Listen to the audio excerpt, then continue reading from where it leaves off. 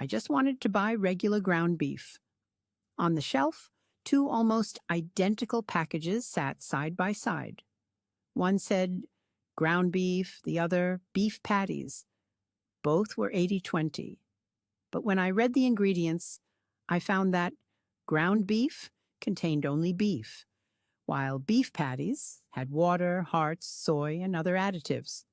After that, I checked 8 more brands, and it turned out this was no accident at all.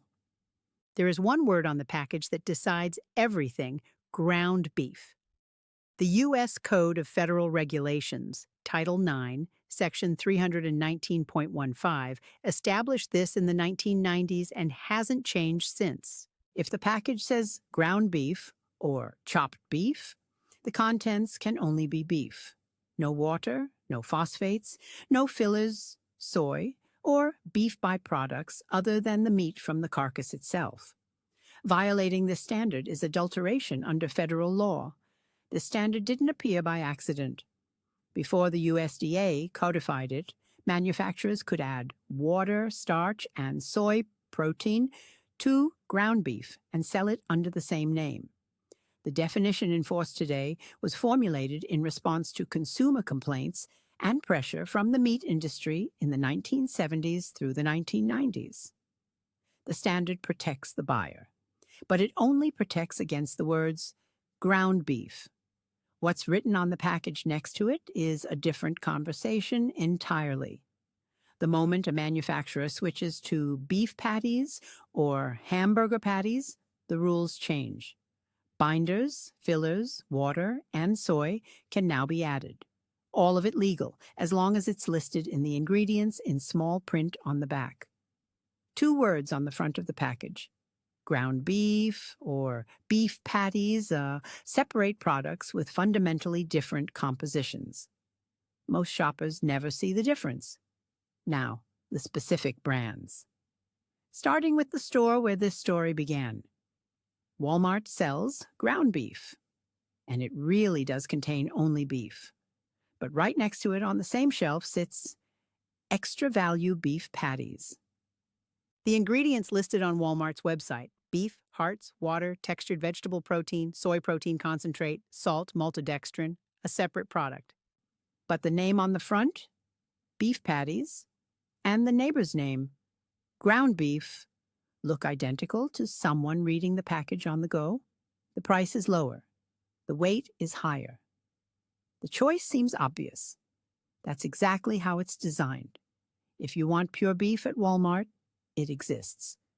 Just check what's written on the front.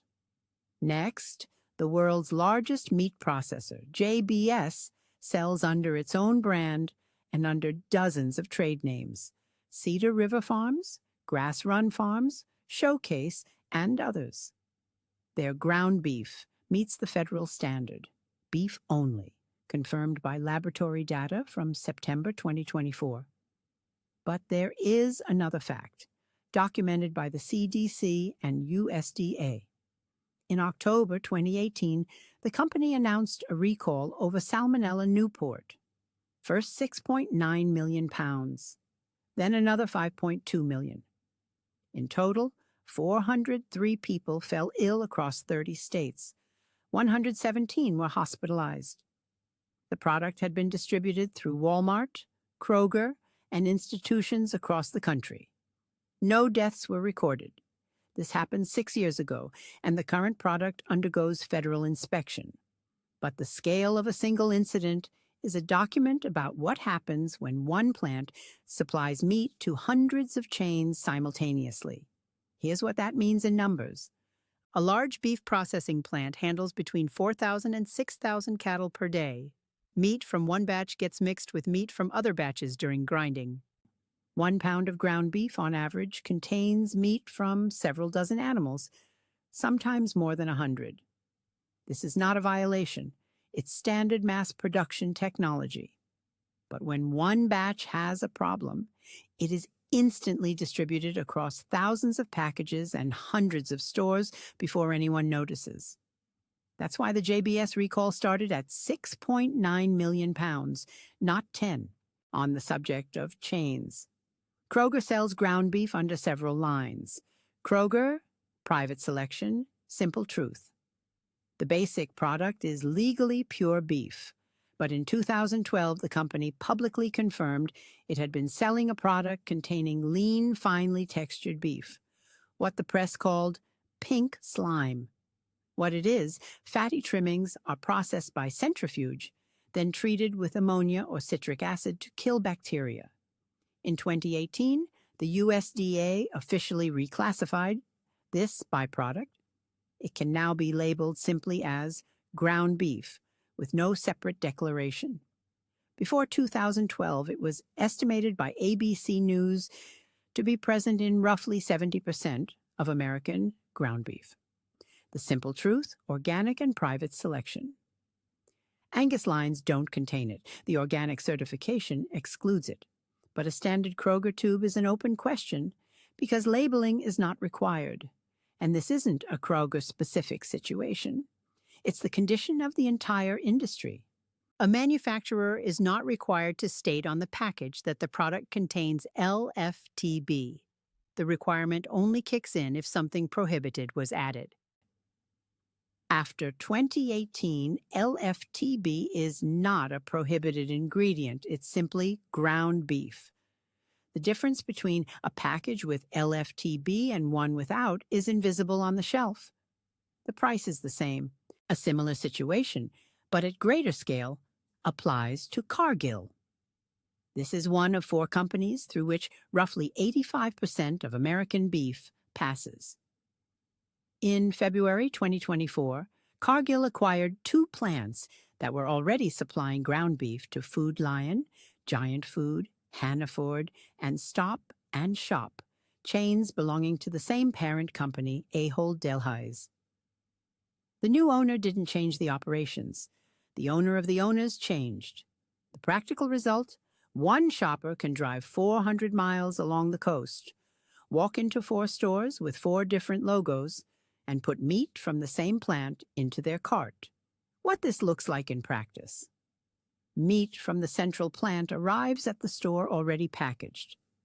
This is called case-ready production. A store employee never touches the meat. They take a box off the truck and put the package on the shelf. The date on the package is the date it was packaged at the plant, not the date it was ground.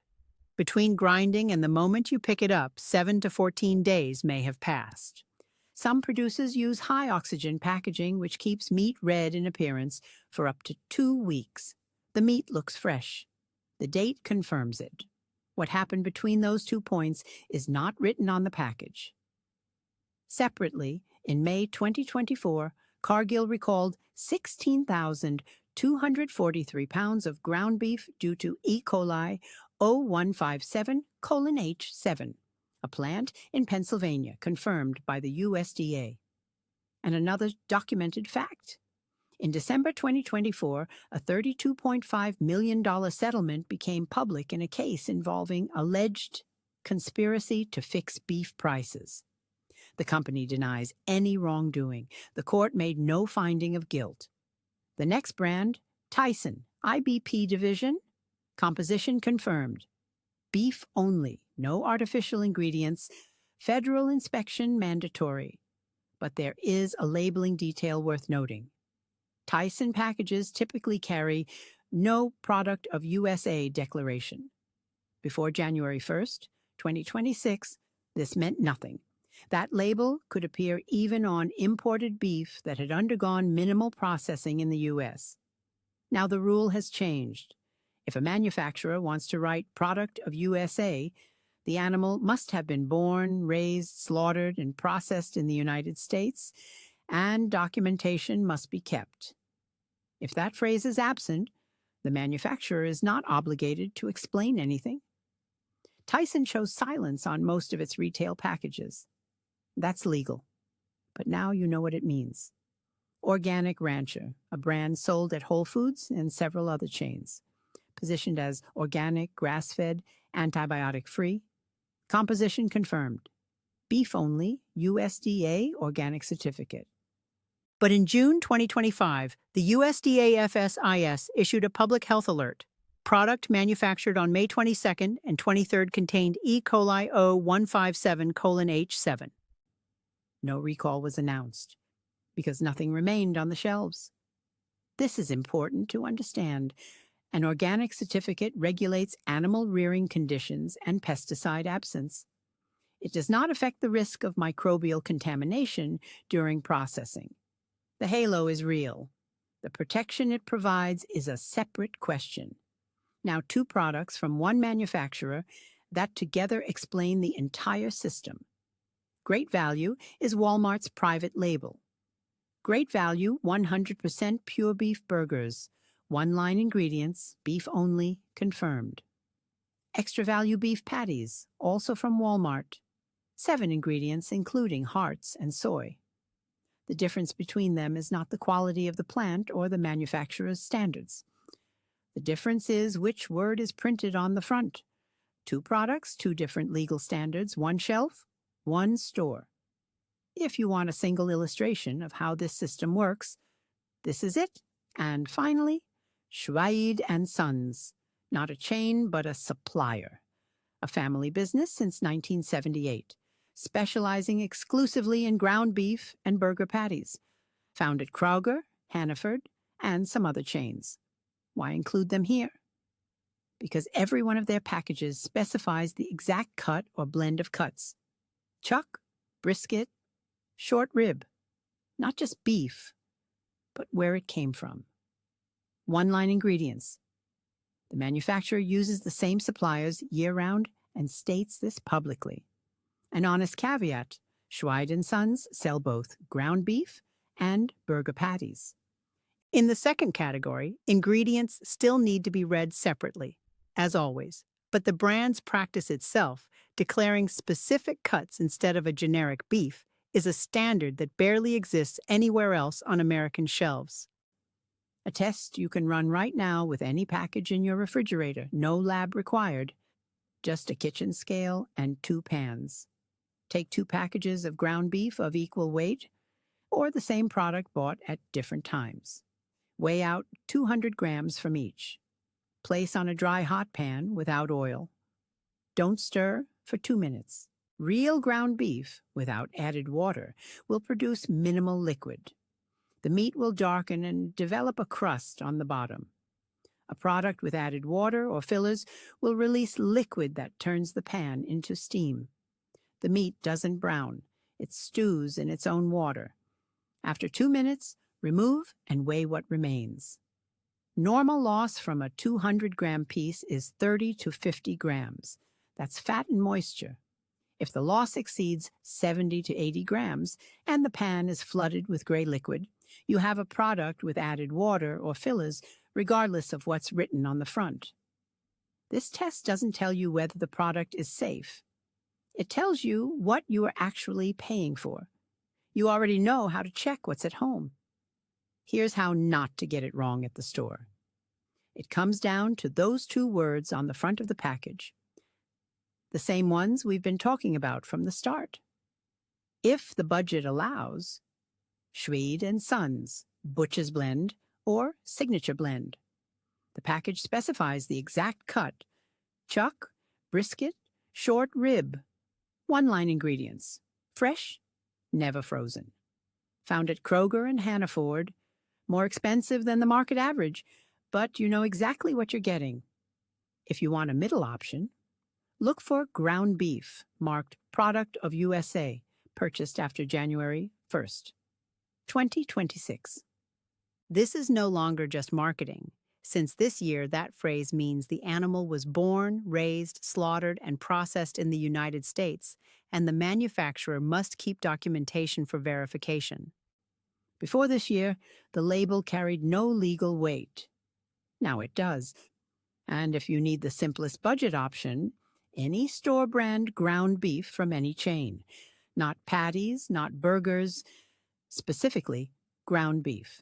2 words on the front, and the composition is legally defined. Beef only, no exceptions. Context for understanding the price. According to the USDA, a pound of ground beef cost about $4 in 2016. Today, it's over $6.75. At the same time, the U.S. cattle herd is now the smallest it's been in 75 years. Fewer cows, less competition, and one very expensive pan. My mom still buys the same ground beef at the same Walmart. Next time I'm there, I'll show her two words. Ground beef. Put it in the cart. Beef patties. Read the back before deciding. The system is designed for inattention, and 2 seconds of attention is all it takes to make it stop working.